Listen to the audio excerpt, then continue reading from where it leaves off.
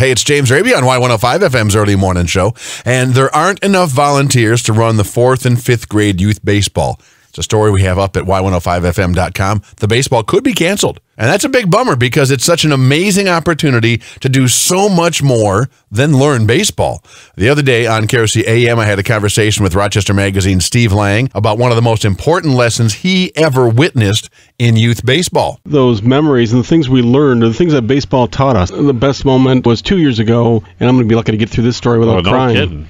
Our coach drafted a kid, Connor Johnson, who had been one of the top players in RYBA for years, right? Then he was diagnosed with a brain tumor.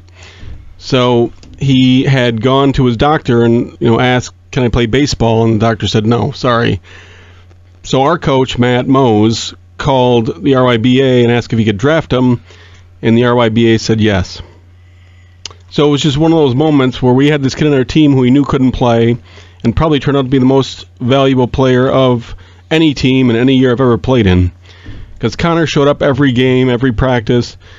When it was hard to kneel after the games, we'd get together as a team. He'd be down there kneeling. He'd be keeping the book. He'd be telling us when the right fielder was playing too deep. It was just one of those really moving seasons for us.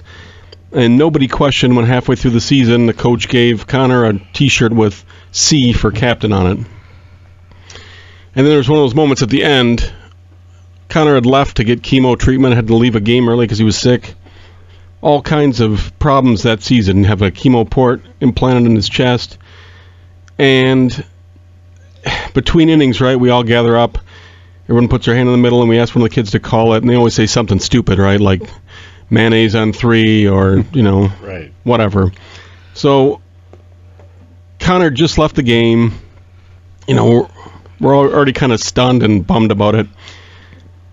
A coach asks one of the kids to call it, quietest kid on the team, and he says, Connor on 3. And luckily, the kids said Connor because the coaches couldn't even talk. It was just one of those moments that was as moving as it gets in baseball, and just one of those times where we tried to teach these kids something beyond baseball for the year, and nothing did more than Connor showing up for those practices and games. Incredible. Just incredible. This is Y105 FM's Early Morning Show. My name is James Raby, and it's a conversation with Steve Lang from Rochester Magazine about the most important lesson he ever witnessed at youth baseball. So whatever happened with Connor? Who endured all those proton beam therapies and chemo treatments and surgeries. This is a kid who on March 31st was in the John Marshall Marching Band at Disney World's Magic Kingdom with the team.